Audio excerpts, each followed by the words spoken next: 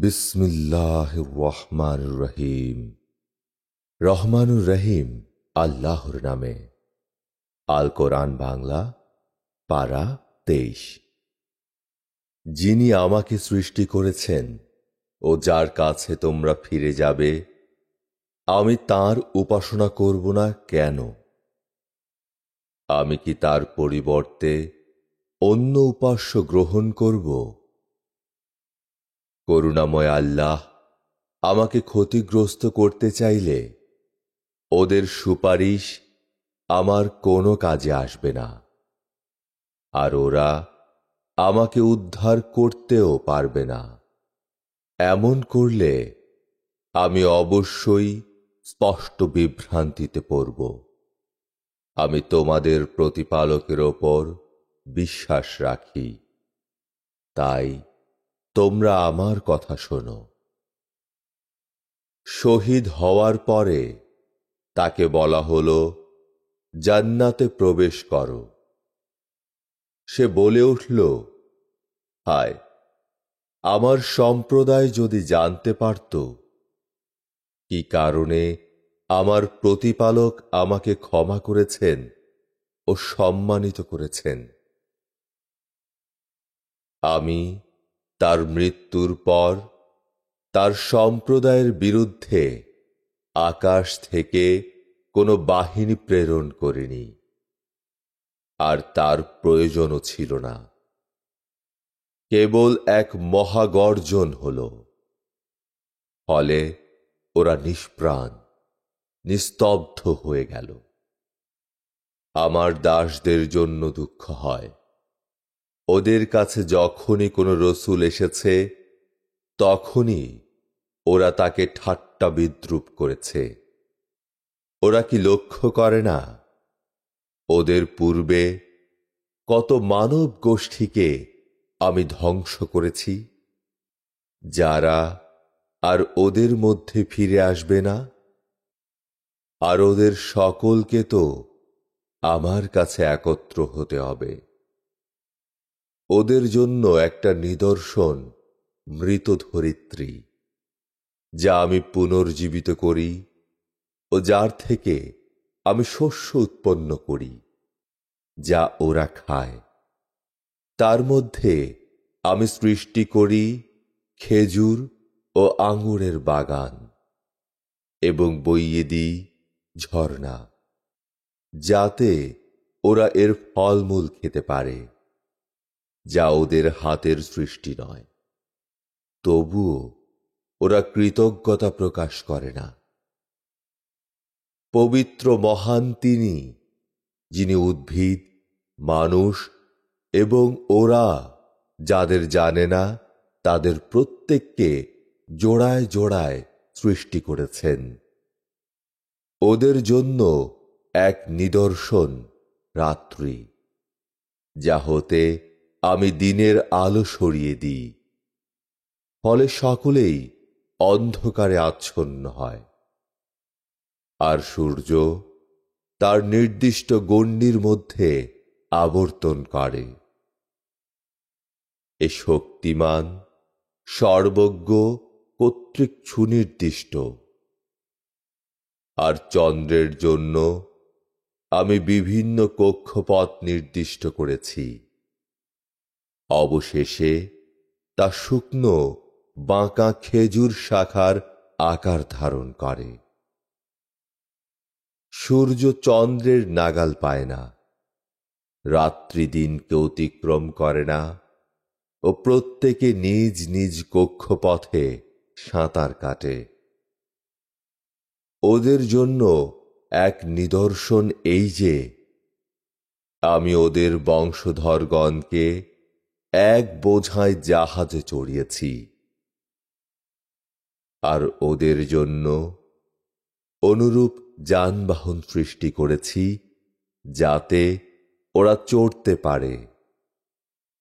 আমি ইচ্ছা করলে ওদেরকে ডোবাতে পারি, তখন কেউ ওদেরকে সাহায্য করবে না, আর ওরা নিস্তার পাবে না।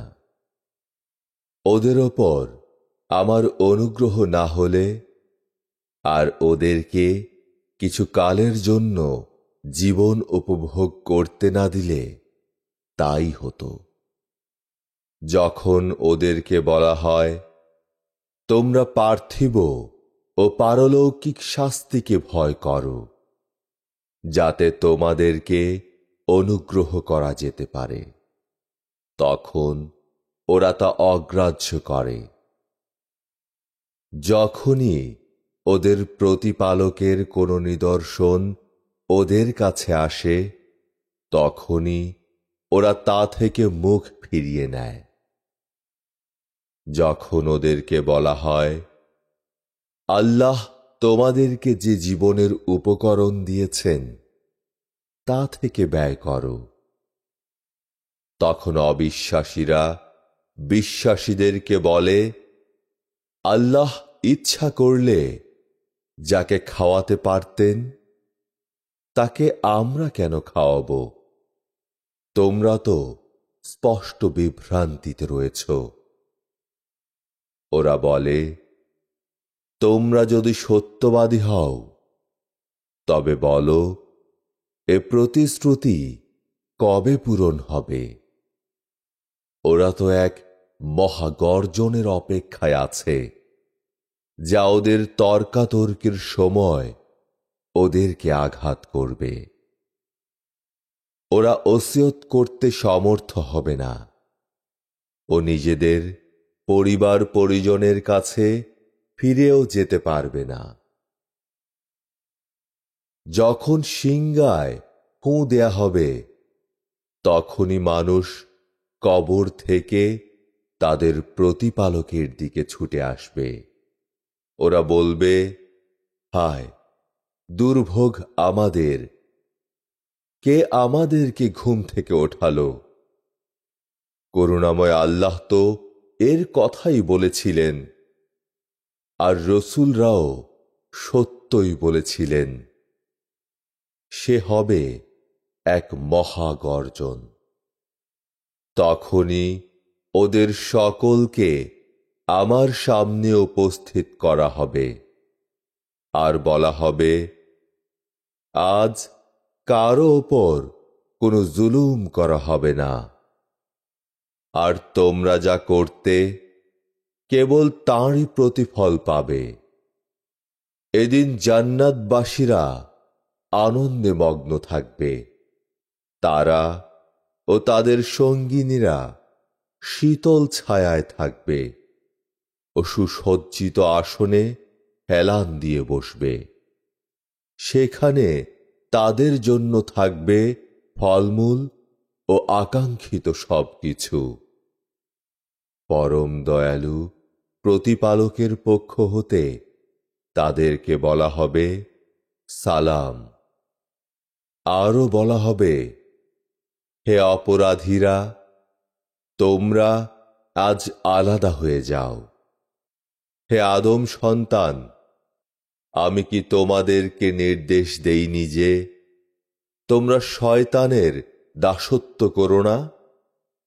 কারণ সে তোমাদের শত্রু, আর তোমরা আমাকে অনুসরণ করো, এই সরল পথ।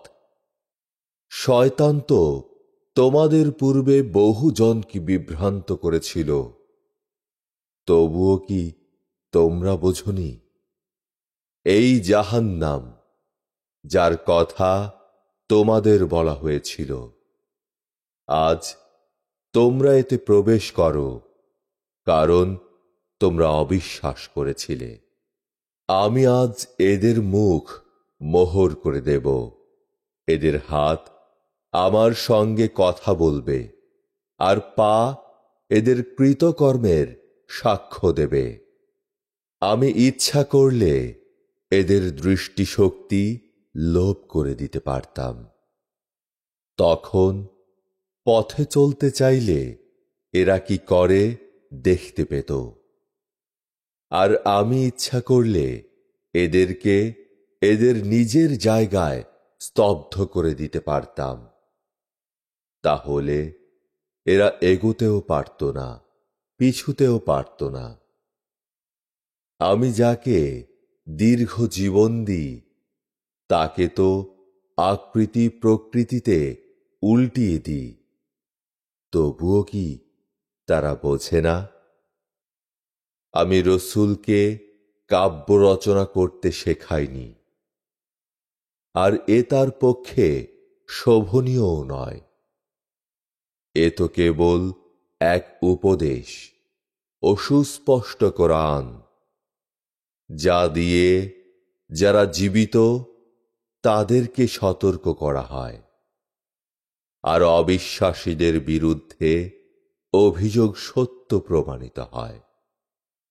ওরা কি লক্ষ্য করে না?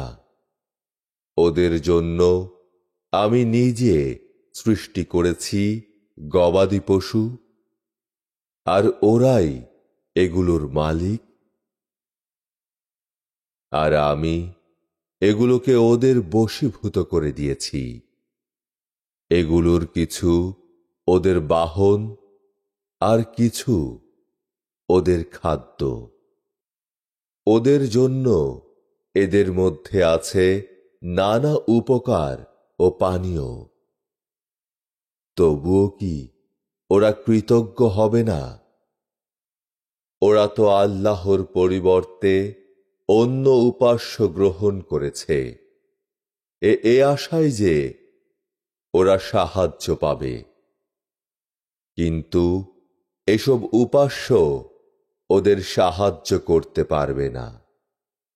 এসব উপাস্য যাদেরকে ওরা ওদের সাহায্যকারী মনে করে, তাদেরকে উপস্থিত করা হবে। তাই ওদের কথা তোমাকে যেন কষ্ট না দেয়। আমি তো জানি যা ওরা গোপন করে, আর যা ওরা প্রকাশ করে। মানুষ কি দেখে না আমি তাকে শুক্রবিন্দু থেকে সৃষ্টি করেছি? অথচ পরে সে প্রকাশ্যে তর্ক করে।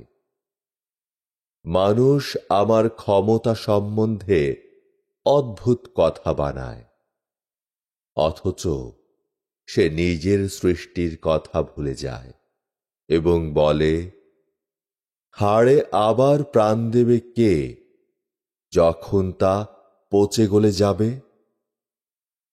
বলো, ওর মধ্যে প্রাণ দেবেন তিনি, যিনি প্রথম সৃষ্টি করেছেন, আর তিনি সৃষ্টির সব কিছু সম্পর্কে ভালো করেই জানেন। তিনি তোমাদের জন্য সবুজ গাছ থেকে আগুন উৎপাদন করেন ও তোমরা তা দিয়ে আগুন জ্বালো। যিনি নিজের ক্ষমতায় আকাশ ও পৃথিবী সৃষ্টি করেছেন, তিনি কি ওগুলোর অনুরূপ সৃষ্টি করতে পারেন না? হ্যাঁ, তিনি তো মহাস্রষ্টা, সর্বজ্ঞ। তিনি যখন কিছু করতে ইচ্ছা করেন, তখন কেবল বলেন, হও, আর তা হয়ে যায়। তাই তো তিনি পবিত্র ও মহান, যিনি সকল বিষয়ে সার্বভৌম ক্ষমতার অধিকারী। আর তাঁরই কাছে তোমরা ফিরে যাবে। সূরা সাফফাত। পরম করুণাময়, পরম দয়াময় আল্লাহর নামে। তাদের শপথ যারা সারি বেঁধে দাঁড়ায় ও যারা সজোরে ধমক দিয়ে থাকে, আর যারা কোরআন আবৃত্তি করে। নিশ্চয়ই তোমাদের উপাস্য এক, যিনি আকাশ ও পৃথিবী আর উভয়ের অন্তর্বর্তী সমস্ত কিছুর রক্ষক পূর্বাচলের। আমি তোমাদের কাছে আকাশকে নক্ষত্র রাজি দিয়ে সুশোভিত করেছি, আর একে প্রত্যেক অবাধ্য শয়তান থেকে রক্ষা করেছি। তাই শয়তানরা ওপরের জগতের কিছু শুনতে পারে না। তাদের ওপর সব দিক থেকে উল্কা ফেলা হয়। তাদেরকে তাড়ানোর জন্য তাদের জন্য আছে অশেষ শাস্তি। তবে কেউ গোপনে হঠাৎ কিছু শুনে ফেললে জ্বলন্ত উল্কা তার পিছু নেয়। অবিশ্বাসীদেরকে জিজ্ঞাসা করো, ওদের সৃষ্টি করা বেশি কঠিন, না আমি অন্য যা সৃষ্টি করেছি তা সৃষ্টি করা বেশি কঠিন? ওদেরকে আমি এঁটেল মাটি থেকে সৃষ্টি করেছি। তুমি তো শুনে অবাক হচ্ছ, আর ওরা করছে বিদ্রূপ। আর যখন ওদেরকে উপদেশ দেয়া হয় তখন ওরা তা মানে না। ওরা কোনো নিদর্শন দেখলে উপহাস করে ও বলে, এ তো এক স্পষ্ট জাদু। আমরা মরে হাড় ও মাটিতে পরিণত হয়ে গেলেও কি আমাদেরকে আবার ওঠানো হবে? আর আমাদের পিতৃপুরুষদেরকেও বলো, হ্যাঁ, আর তোমরা হবে অপদস্থ। যখন একটা বিকট শব্দ হবে তখন ওরা তা প্রত্যক্ষ করবে আর বলবে, দুর্ভাগ্য আমাদের, এই তো সেই বিচার দিন। ওদেরকে বলা হবে, এই সে মীমাংসার দিন যা তোমরা অস্বীকার করতে। ফেরেশতাদেরকে বলা হবে, একত্র করো সীমালঙ্ঘনকারী ও ওদের দোসরদেরকে, আর তাদেরকে যাদের উপাসনা ওরা করত আল্লাহর পরিবর্তে, আর ওদেরকে জাহান্নামের পথে নিয়ে যাও।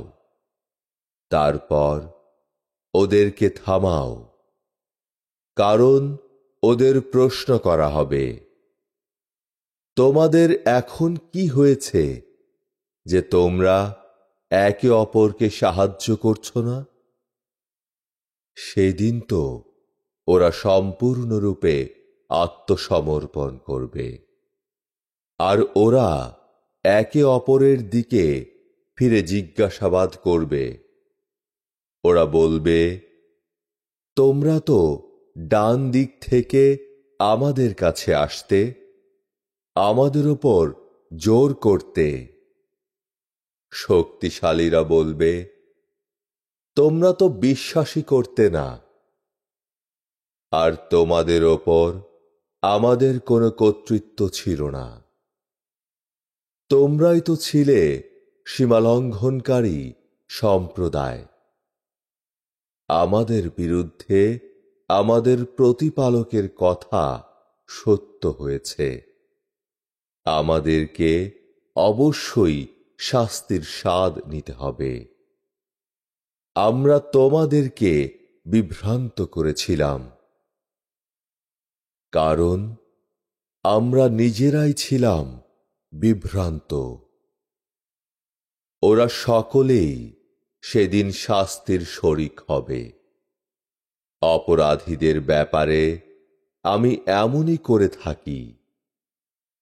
ওদের কাছে আল্লাহ ছাড়া কোনো উপাস্য নেই। বলা হলে ওরা অহংকারে তা অগ্রাহ্য করত আর বলতো, আমরা কি এক পাগল কবির কথায় আমাদের উপাস্যদেরকে বাদ দেব? না, সে মুহাম্মদ তো সত্য নিয়ে এসেছিল, আর সব রসূলকে সত্য বলে স্বীকার করেছিল।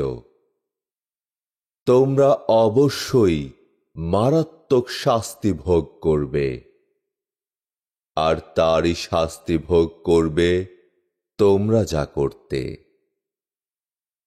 তবে যারা আল্লাহর বিশুদ্ধ চিত্ত দাস তারা নয়, তাদের জন্য আছে নির্ধারিত জীবনের উপকরণ, ফলমূল, আর তারা সম্মানিত হবে।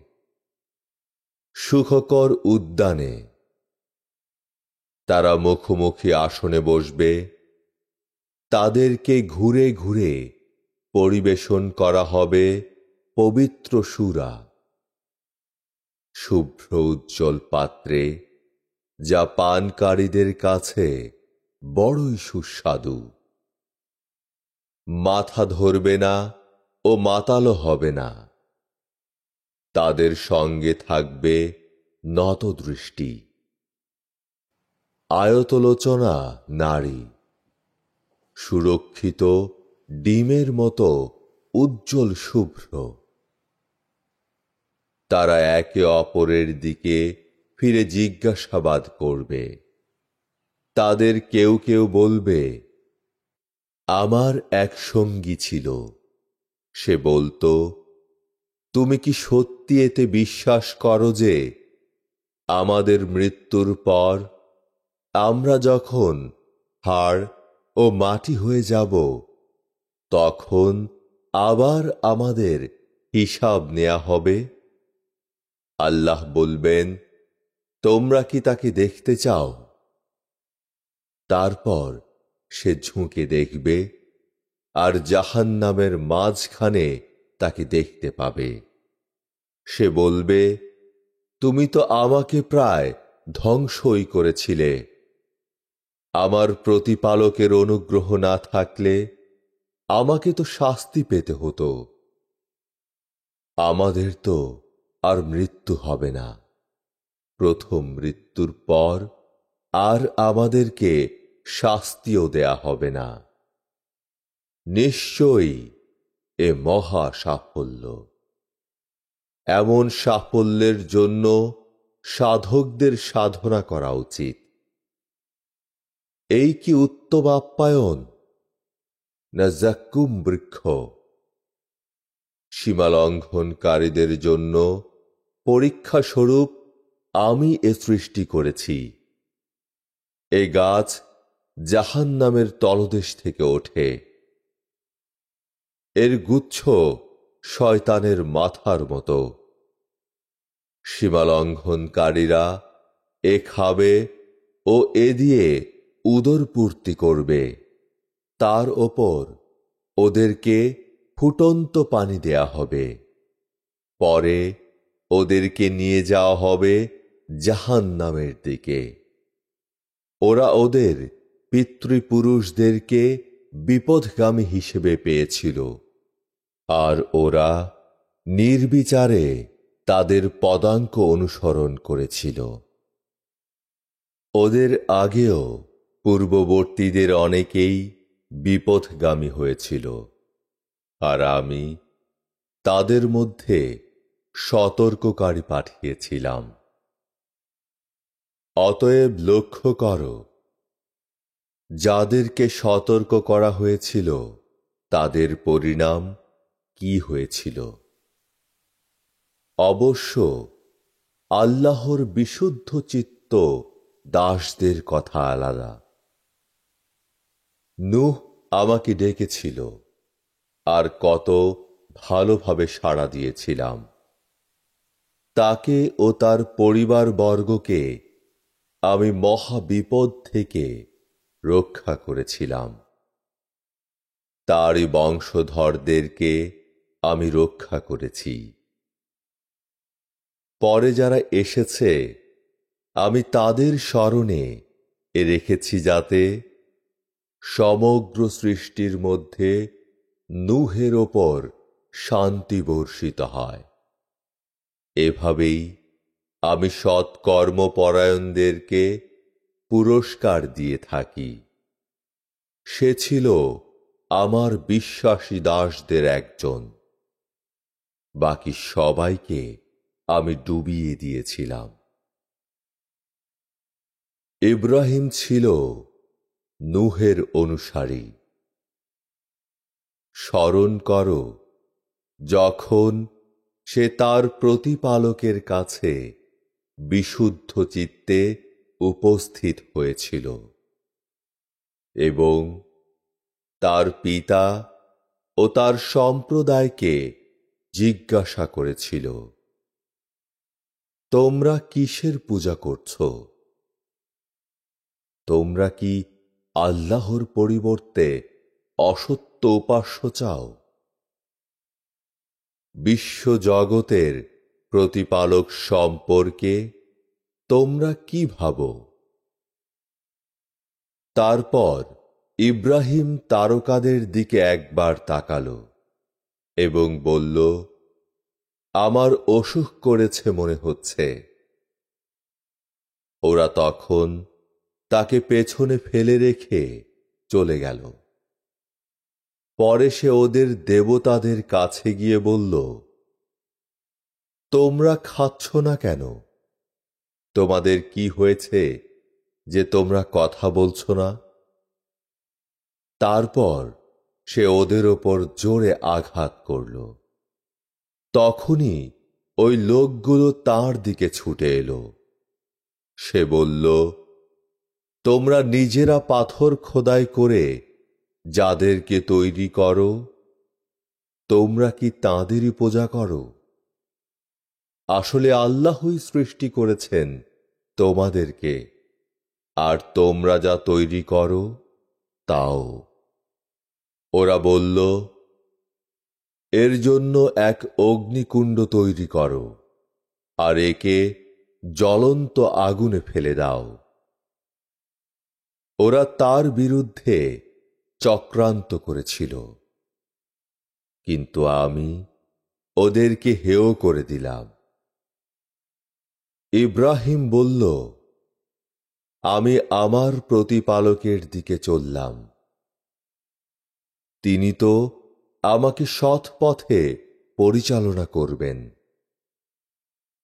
হে আমার প্রতিপালক, আমাকে এক সৎ কর্মপরায়ণ পুত্র দাও। আমি তাকে এক ধীরস্থির পুত্রের খবর দিলাম। তারপর যখন তার পিতার সঙ্গে কাজ করার মতো বয়স হল, তখন ইব্রাহিম তাকে বলল, বাছা, আমি স্বপ্নে দেখেছি যে তোমাকে আমি জবাই করছি। এখন তোমার কি বলার আছে? সে বলল, পিতা, আপনাকে যা আদেশ করা হয়েছে তাই করুন। আল্লাহ ইচ্ছা করলে আপনি দেখবেন আমি ধৈর্য ধরতে পারি। তারা দুজনেই যখন আনুগত্য প্রকাশ করল ও ইব্রাহিম তার পুত্রকে জবাই করার জন্য কাত করে শুইয়ে দিল, তখন আমি তাকে ডেকে বললাম, হে ইব্রাহিম, তুমি তো স্বপ্নের আদেশ সত্যই পালন করলে। এভাবেই আমি সৎকর্মপরায়ণদেরকে পুরস্কৃত করি। নিশ্চয়ই এ ছিল এক স্পষ্ট পরীক্ষা। আমি তাকে ছাড়িয়ে নিয়ে জবাই করার জন্য দিলাম এক মহান জন্তু, এবং তাকে রেখে দিলাম পরবর্তীদের মাঝে স্মরণীয় করে। ইব্রাহিমের ওপর শান্তি বর্ষিত হোক। এভাবেই আমি সৎ কর্মপরায়ণদেরকে পুরস্কৃত করে থাকি। সে ছিল আমার এক বিশ্বাসী দাস। আমি তাকে ইসহাকের সুখবর দিয়েছিলাম। সে ছিল এক নবী, সৎ কর্মপরায়ণদের একজন। তাকে ও ইসহাককে আমি সমৃদ্ধি দান করেছিলাম। তাদের বংশধরদের কেউ কেউ ছিল সৎ কর্মপরায়ণ, আবার কেউ কেউ নিজেদের ওপর স্পষ্টই জুলুম করত। আমি অনুগ্রহ করেছিলাম মূসা ও হারুনকে, এবং তাদেরকে ও তাদের সম্প্রদায়কে আমি মহা সংকট থেকে উদ্ধার করেছিলাম। আমি তাদেরকে সাহায্য করেছিলাম, তাই তারা বিজয়ী হয়েছিল। আমি তাদের বিশদ কিতাব দিয়েছিলাম, আর তাদেরকে সরল পথে পরিচালনা করেছিলাম। পরবর্তীদের কাছে আমি তাদেরকে স্মরণীয় করে রেখেছি। মূসা ও হারুনের ওপর শান্তি বর্ষিত হোক। এভাবেই আমি সৎ কর্মপরায়ণদের পুরস্কার দিয়ে থাকি। এরা দুজনই আমার বিশ্বাসী দাস ছিল। নিঃসন্দেহে ইলিয়াসও ছিল রসুলদের একজন। স্মরণ করো, সে তার সম্প্রদায়কে বলেছিল, তোমরা কি আল্লাহ সচেতন হবে না? তোমরা মহান স্রষ্টা আল্লাহকে ছেড়ে বায়াল এর মূর্তির উপাসনা করছ, অথচ আল্লাহই তোমাদের ও তোমাদের বাপ দাদাদের প্রতিপালক। কিন্তু তার সম্প্রদায় তাকে মিথ্যাবাদী বলে প্রত্যাখ্যান করেছিল। পরিণামে ওদেরকে অবশ্যই মহাবিচার দিবসে শাস্তির মুখোমুখি হতে হবে। অবশ্য আল্লাহর সত্যিকার বান্দাদের কথা আলাদা। আমি ইলিয়াসকে পরবর্তী বংশধরদের মাঝে স্মরণীয় করে রেখেছি। ইলিয়াসের প্রতি সালাম। এভাবেই আমি সৎ কর্মশীলদের পুরস্কৃত করি। সে ছিল প্রকৃত বিশ্বাসী বান্দাদের একজন। নিশ্চয়ই লূতও ছিল আমার রসুলদের একজন। পেছনে থেকে যাওয়া এক বৃদ্ধা ছাড়া তাকে ও তার পরিবারের সবাইকে আমি উদ্ধার করেছিলাম। তারপর দুরাচারীদের সম্পূর্ণ ধ্বংস করেছিলাম। তোমরা তো প্রতিনিয়ত এই ধ্বংসস্তূপের চারপাশ দিয়ে যাতায়াত করো। এরপরও কি তোমরা তোমাদের সহজাত বিচার বুদ্ধি প্রয়োগ করবে না? তোমাদের বোধোদয় হবে না? নিঃসন্দেহে ইউনুস ছিল রসুলদের একজন। স্মরণ করো, বিরক্ত হয়ে দেশ ছেড়ে পালিয়ে যাওয়ার জন্যে সে উঠল যাত্রী বোঝায় নৌকায়।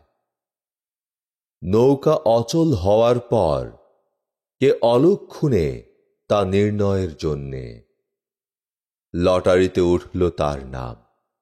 এরপর যাত্রীরা তাকে পানিতে ফেলে দিল।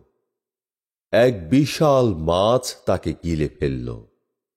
সে নিজেকে ধিক্কার দিতে লাগল। সে যদি তখন আল্লাহর পবিত্রতা ও মহিমা ঘোষণা না করত, তাহলে কিয়ামত পর্যন্ত সে মাছের পেটেই থেকে যেত। অবশেষে ইউনুসকে ক্লান্ত ও অসুস্থ অবস্থায় এক বিরান বালুচরে নিক্ষেপ করলাম। তাকে ছায়া দেওয়ার জন্যে বড় পাতাযুক্ত গাছ উদ্গত করলাম। আমি তাকে লক্ষ্য বা ততোধিক লোকের কাছে রসুল হিসেবে পাঠিয়েছিলাম। সে আবার ফিরে গেল তাদের মাঝে। এবার তারা তাকে বিশ্বাস করল। ফলে নির্ধারিত সময় পর্যন্ত আমি তাদেরকে পার্থিব সুখ সম্পদ দান করলাম। ওদেরকে জিজ্ঞাসা করো, ওরা কি মনে করে যে আল্লাহর জন্য কন্যা আর ওদের নিজেদের জন্য পুত্র রয়েছে? বা ওরা কি উপস্থিত ছিল যখন আমি ফেরেশতাদেরকে সৃষ্টি করেছিলাম? দেখো, ওরা মন গড়া উক্তি করে যখন বলে আল্লাহ সন্তান জন্ম দিয়েছেন, ওরা তো মিথ্যা কথা বলে। তিনি কি পুত্রের পরিবর্তে কন্যা পছন্দ করেছেন? তোমাদের কি হয়েছে? এ তোমাদের কেমন বিচারধারা? তবে কি তোমরা উপদেশ নেবে না? নাকি তোমাদের কাছে কোনো সুস্পষ্ট প্রমাণ আছে? তোমরা যদি সত্য কথা বলো, তবে তোমাদের কিতাব নিয়ে এসো। ওরা আল্লাহ ও জিনদের মধ্যে জৈবিক সম্পর্ক স্থির করেছে, অথচ জিনেরা জানে তাদেরকেও শাস্তির জন্য উপস্থিত করা হবে। ওরা যা বলে তার থেকে আল্লাহ পবিত্র, মহান। তবে আল্লাহর বিশুদ্ধ চিত্ত দাসরা শাস্তি পাবে না। তোমরা যাদের উপাসনা করো তারা কেউই কাউকে আল্লাহ সম্বন্ধে বিভ্রান্ত করতে পারবে না, কেবল তাদেরকে ছাড়া যারা জাহান্নামে যাবে। জিব্রাইল বলেছিল, আমাদের প্রত্যেকের জন্য নির্ধারিত স্থান রয়েছে। আমরা সারি বেঁধে দাঁড়াই ও আমরা তার পবিত্র মহিমা ঘোষণা করি। অবিশ্বাসীরা বলতো, পূর্ববর্তীদের মতো যদি আমাদের কোনো কিতাব থাকত, আমরা তো আল্লাহর একনিষ্ঠ দাস হতাম। অথচ ওরা কোরআনকে প্রত্যাখ্যান করল, আর শীঘ্রই ওরা এর পরিণাম জানতে পারবে। আমার প্রেরিত দাসদের সম্পর্কে আমার এ প্রতিশ্রুতি সত্য হয়েছে যে তাদেরকে সাহায্য করা হবে এবং আমার বাহিনী বিজয়ী হবে। অতএব কিছুকালের জন্য তুমি ওদেরকে উপেক্ষা করো, তুমি ওদেরকে লক্ষ্য করো, শীঘ্রই ওরা অবিশ্বাসের পরিণাম প্রত্যক্ষ করবে। ওরা কি তবে আমার শাস্তি এগিয়ে আনতে চায়? যাদেরকে সতর্ক করা হয়েছিল তাদের আঙিনায় যখন শাস্তি নেমে আসবে, তখন ওদের জন্য কি খারাপ সকাল হবে সেটা।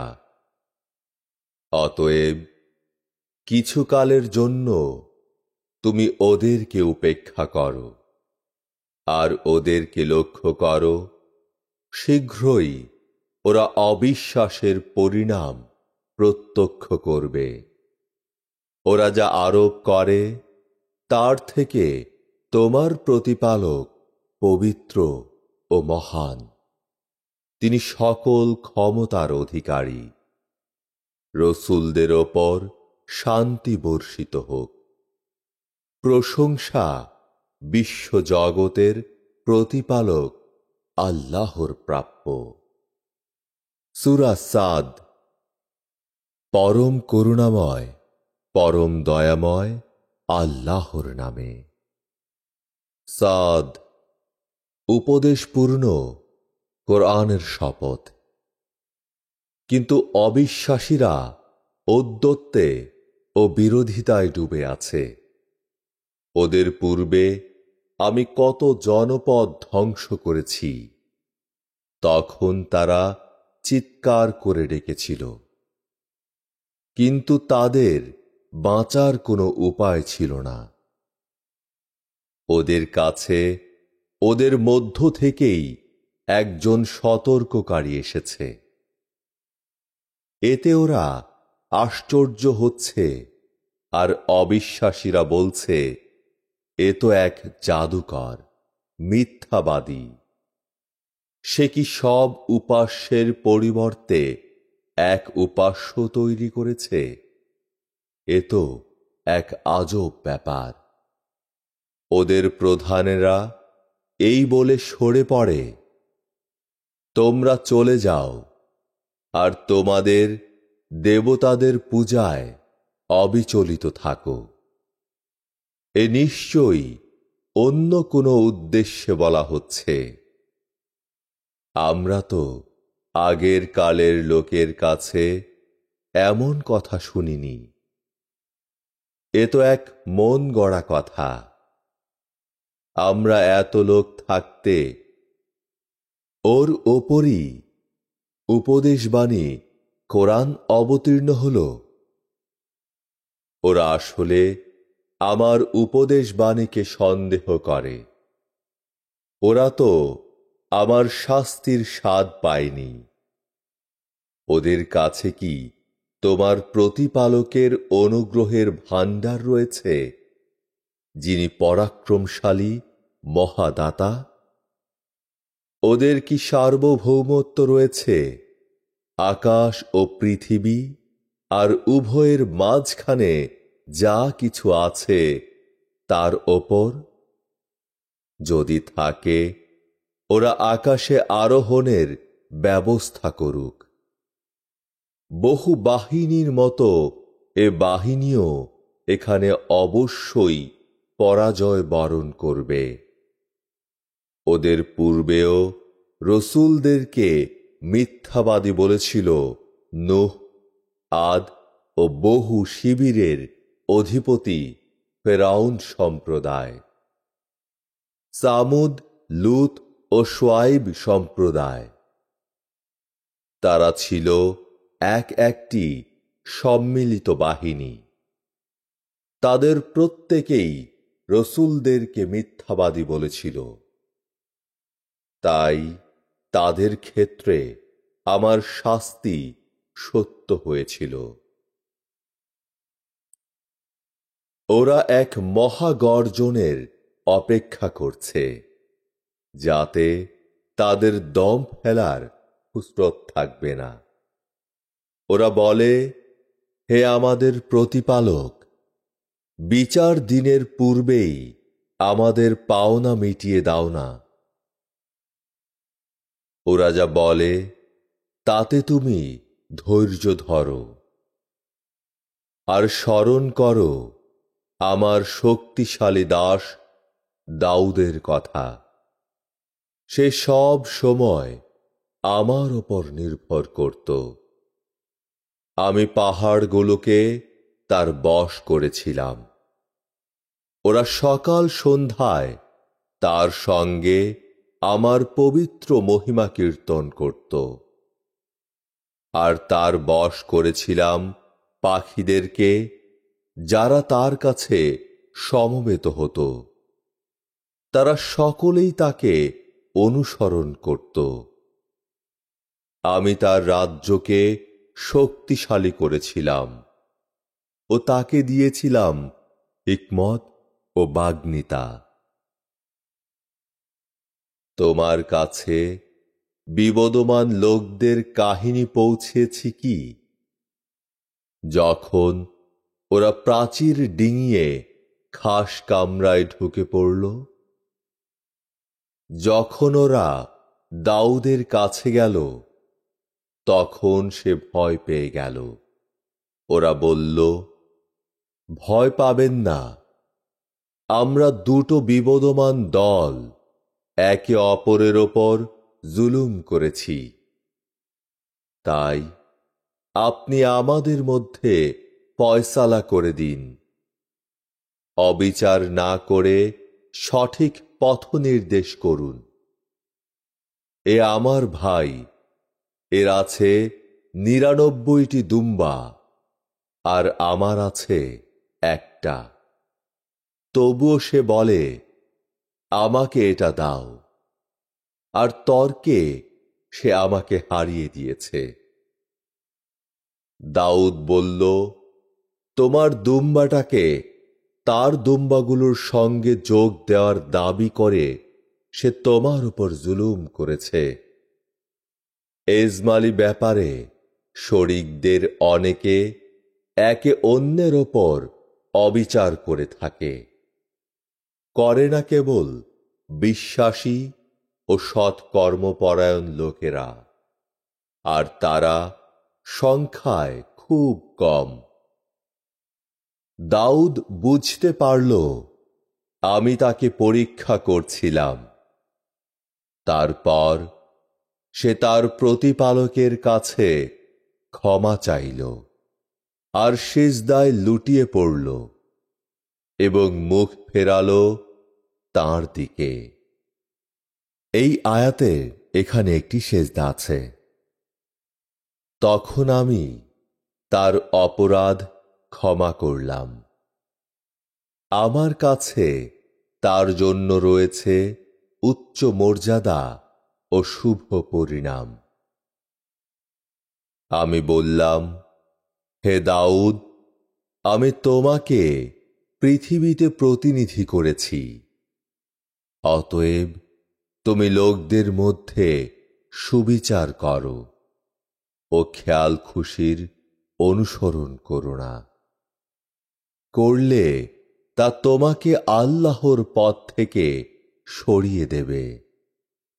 যারা আল্লাহর পথ ছেড়ে দেয় তাদের জন্য রয়েছে কঠিন শাস্তি, কারণ তারা বিচার দিনকে ভুলে যায়। আমি আকাশ ও পৃথিবী এবং দুয়ের মাঝখানে কোনো কিছুই অনর্থক সৃষ্টি করিনি, যদিও অবিশ্বাসীদের তাই ধারণা। অবিশ্বাসীদের জন্য তাই রয়েছে জাহান্নামের শাস্তি। যারা বিশ্বাস করে ও সৎ কাজ করে এবং যারা পৃথিবীতে ফ্যাসাদ সৃষ্টি করে বেড়ায়, আমি কি উভয়কে সমান গণ্য করব? সাবধানীরা কি অপরাধীদের সমান হবে? আমি এ কল্যাণকর কিতাব তোমার প্রতি অবতীর্ণ করেছি, যাতে মানুষ এর আয়াতগুলো বোঝার চেষ্টা করে, আর বোধ শক্তি সম্পন্নরা এ থেকে উপদেশ গ্রহণ করে। আমি দাউদকে সোলাইমানের মতো পুত্র দিলাম। সে ছিল উত্তম দাস ও সব সময় আমার উপর নির্ভর করত। বিকেলে যখন তার সামনে প্রশিক্ষিত দ্রুতগামী ঘোড়াগুলোকে উপস্থিত করা হলো, সে বলল, আমি তো আমার প্রতিপালকের স্মরণ থেকে বিমুখ হয়ে অশ্ব সম্পদের প্রেমে মগ্ন হয়ে আছি। এদিকে সূর্য ডুবে গেছে, ওগুলোকে আবার আমার সামনে আনো। তারপর সে ওদের ঘোড়াগুলোর পা ও গলা কাটতে লাগল। আমি সোলাইমানকে পরীক্ষা করলাম ও তার আসনের ওপর রাখলাম এক লাশ। সোলাইমান তখন আমার দিকে মুখ ফেরালো। সে বলল, হে আমার প্রতিপালক, আমাকে ক্ষমা করো ও এমন এক রাজ্য আমাকে দান করো আমি ছাড়া কেউ যার অধিকারী হতে পারবে না। তুমি তো মহাদাতা। তখন আমি বায়ুকে তার অধীন করে দিলাম। সে যেখানে ইচ্ছা সেখানে তাকে বয়ে নিয়ে যেত। আমি আরো অধীন করে দিলাম জিনকে, যারা সকলেই ছিল স্থপতি ও ডুবুরি, এবং আরো অনেককে জোড়া শেকল পরিয়ে। এসব আমার অনুগ্রহ। এ থেকে তুমি অন্যকে দিতে বা নিজে রাখতে পারো। এর জন্য তোমাকে হিসাব দিতে হবে না, আর তার জন্য রয়েছে আমার নৈকট্য লাভের মর্যাদা আর ফিরে যাওয়ার জন্য ভালো জায়গা।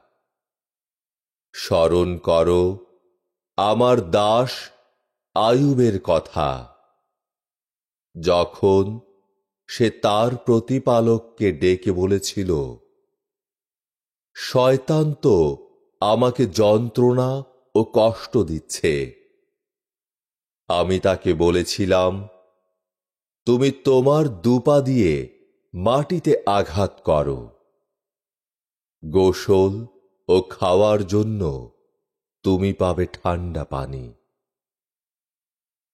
আমি তাকে পরিবার পরিজন ও তাদের মতো আরো অনেককে ফিরিয়ে দিয়েছিলাম। এ ছিল আমার আশীর্বাদ এবং বোধ শক্তি সম্পন্ন লোকদের জন্য উপদেশ স্বরূপ। আমি বললাম, এক মুঠো ঘাস নাও ও তা দিয়ে বাড়ি মারো, আর শপথ ভেঙো না।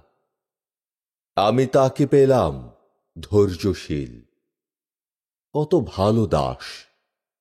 সে আমার দিকে মুখ ফিরিয়েছিল। স্মরণ করো আমার দাস ইব্রাহিম, ইসহাক ও ইয়াকুবের কথা। ওরা ছিল শক্তিশালী ও সূক্ষ্মদর্শী। পরকালের চিন্তা দ্বারা তাদেরকে আমি বিশেষভাবে পবিত্র করেছিলাম। তারা আমার মনোনীত ও উত্তম দাসদের অন্তর্ভুক্ত। স্মরণ করো ইসমাইল, আল-ইয়াসা ও জুলকিফলের কথা। ওরা প্রত্যেকেই ছিল সজ্জন। এ এক মহৎ দৃষ্টান্ত। সাবধানীদের জন্য রয়েছে উত্তম আবাস, চিরস্থায়ী জান্নাত, যার দরজা তাদের জন্য খোলা থাকবে। সেখানে তারা বসবে হেলান দিয়ে। যত খুশি ফলমূল ও পানীয়ের জন্য আদেশ দেবে, আর তাদের পাশে থাকবে আন্তনয়না সমবয়স্কা তরুণীরা। বিচার দিনের জন্য তোমাদেরকে এরই প্রতিশ্রুতি দেয়া হচ্ছে। এই আমার দেয়া জীবনের উপকরণ, যা নিঃশেষ হবে না। এ হল সাবধানীদের জন্য। আর সীমালঙ্ঘনকারীদের জন্য রয়েছে নিকৃষ্ট ঠিকানা, জাহান্নাম। সেখানে ওরা প্রবেশ করবে। কত খারাপ জায়গা সে! এ সীমালঙ্ঘনকারীদের জন্য। সুতরাং ওরা ফুটন্ত পানি ও পুঁজের স্বাদ নিক। এছাড়া রয়েছে এমনই আরো নানা ধরনের শাস্তি। জাহান্নামে যারা যাবে, তাদের সর্দারদেরকে বলা হবে, এই যে এক দল তোমাদের সঙ্গে প্রবেশ করছে, এদের জন্য কোনো অভিনন্দন নেই। এরা তো জাহান্নামে জ্বলবে। তারা তাদের সর্দারদেরকে বলবে, তোমাদের জন্যও তো অভিনন্দন নেই। তোমরাই তো আমাদেরকে এর সামনে এনেছ। বাস করার জন্য কি খারাপ জায়গায়! তারপর তারা বলবে, হে আমাদের প্রতিপালক, যে আমাদেরকে এর সম্মুখীন করেছে, জাহান্নামে তার শাস্তি তুমি দ্বিগুণ করে দাও। তারা আরো বলবে, আমাদের কি হলো যে যাদেরকে আমরা মন্দ বলে মনে করতাম তাদেরকে এখানে দেখতে পাচ্ছি না। তবে কি আমরা ওদেরকে নিরর্থক ঠাট্টা বিদ্রূপের পাত্র করেছিলাম? কেন আমাদের চোখ ওদেরকে দেখতে পাচ্ছে না? অগ্নিবাসীরা অবশ্যই নিজেদের মধ্যে এই নিয়ে তর্কাতর্কি করবে।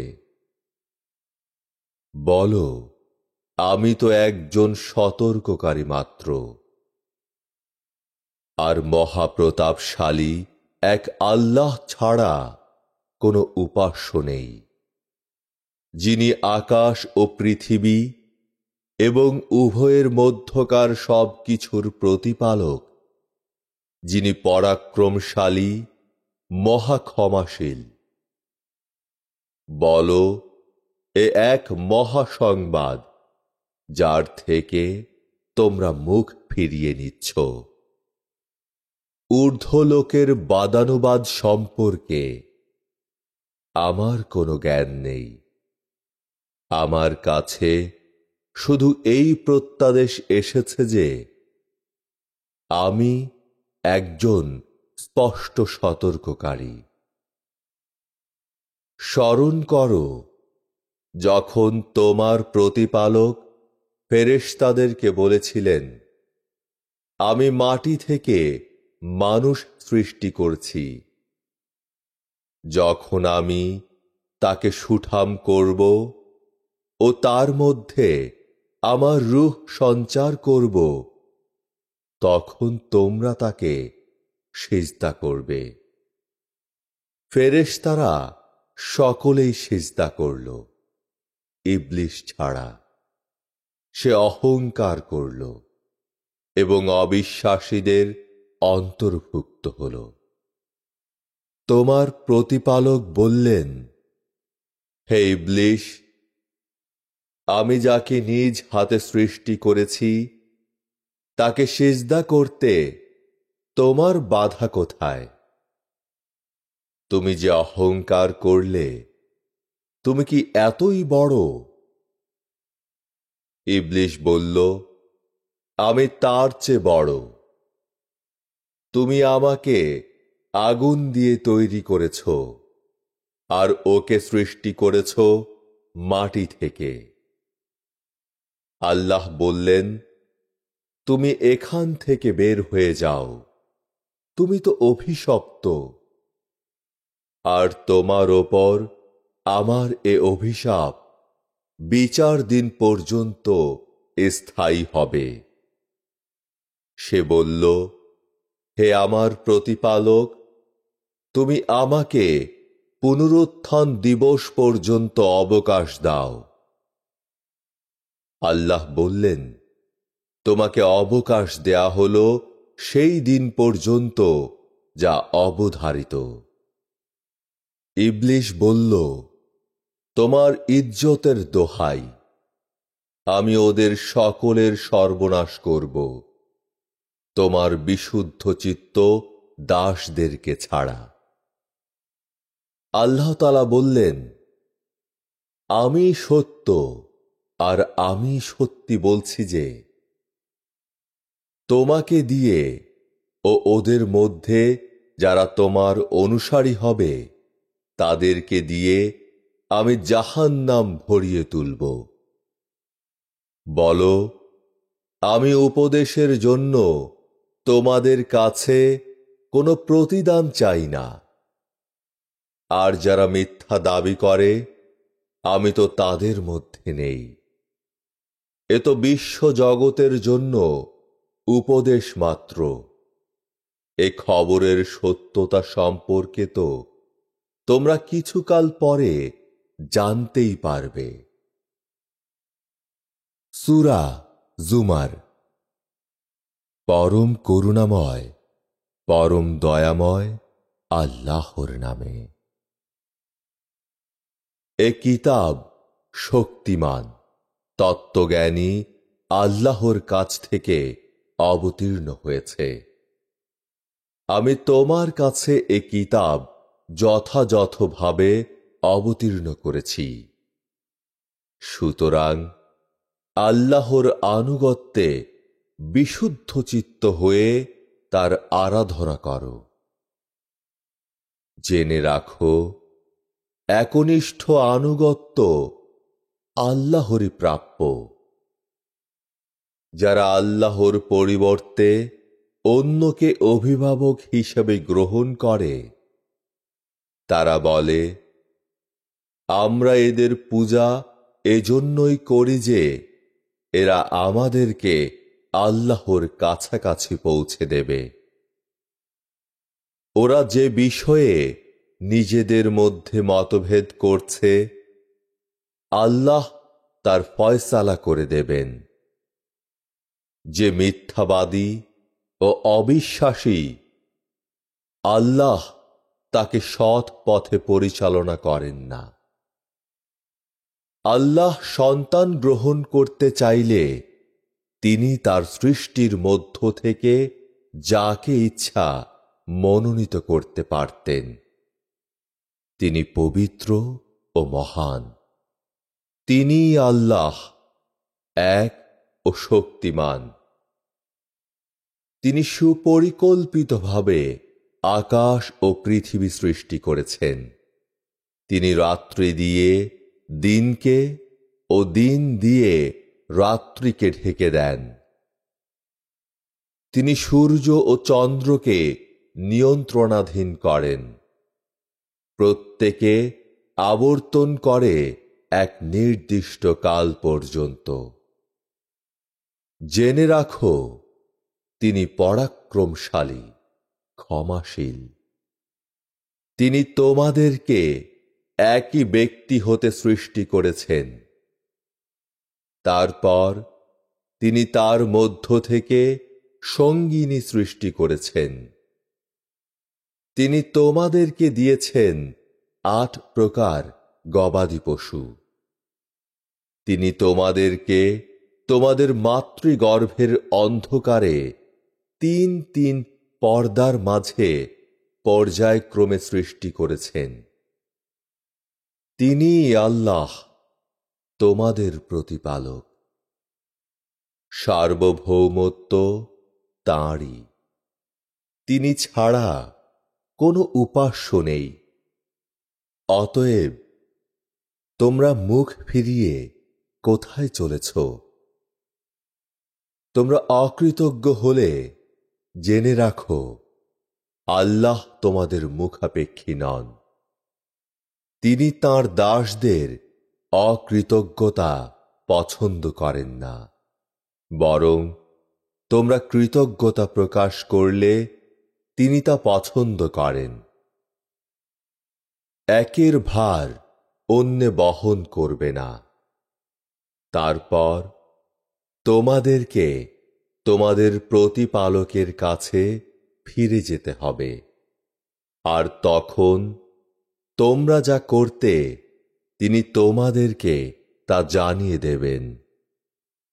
তোমাদের অন্তরে যা আছে তা তিনি ভালোভাবেই জানেন।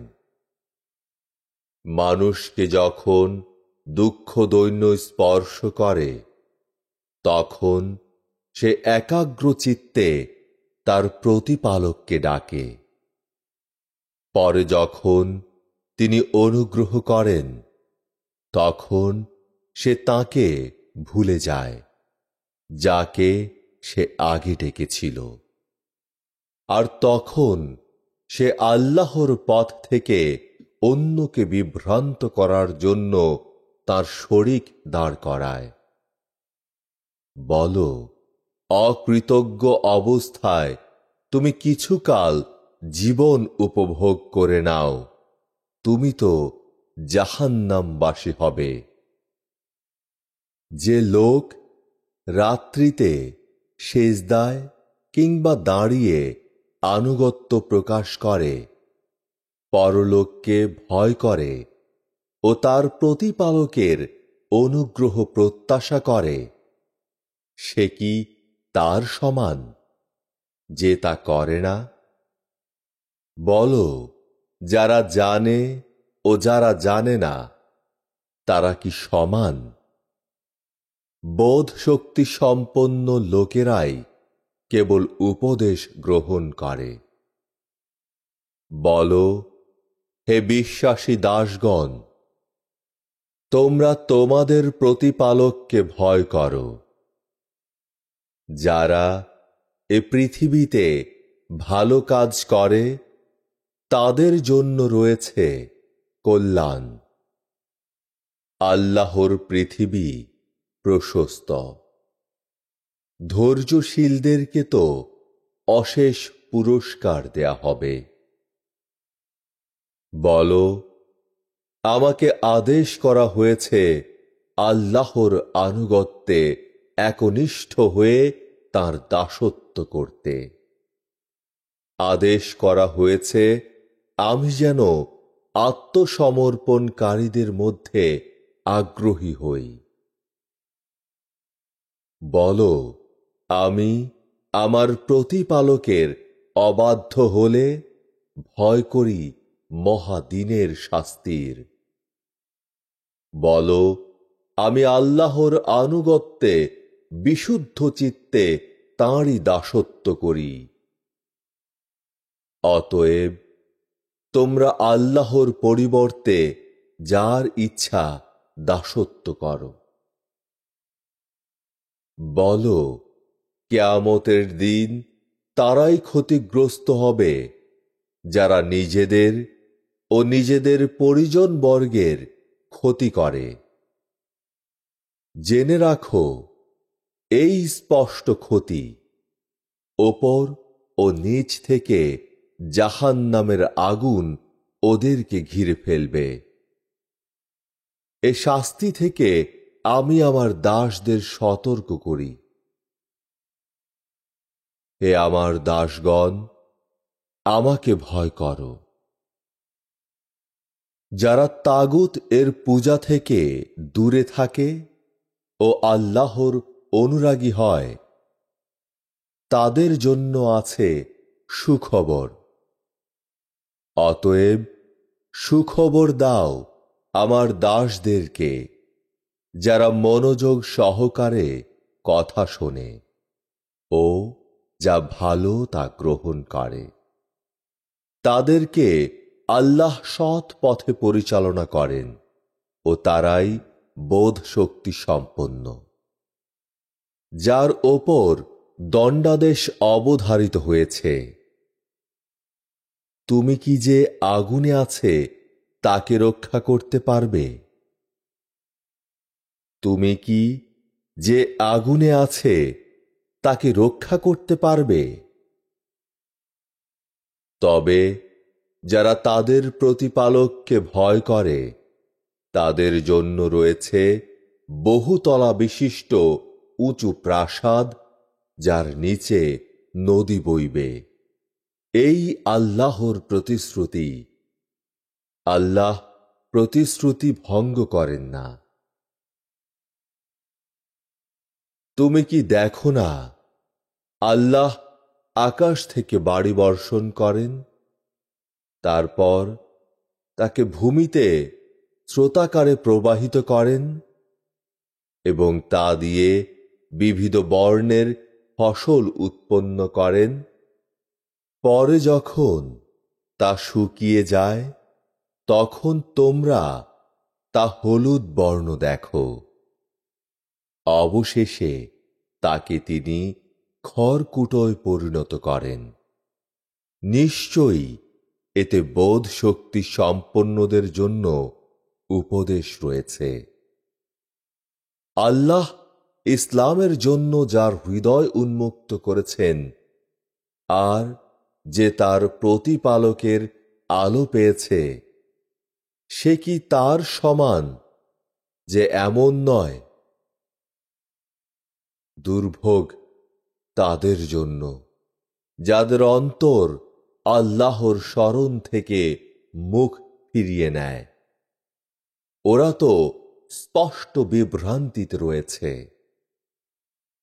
আল্লাহ অবতীর্ণ করেছেন উত্তম বাণী সম্বলিত এমন এক কিতাব, যাতে একই কথা নানাভাবে বরাবর বলা হয়েছে। যারা তাদের প্রতিপালকের ভয় করে তাদের দেহ এতে রোমাঞ্চিত হয়। তারপর তাদের দেহ ও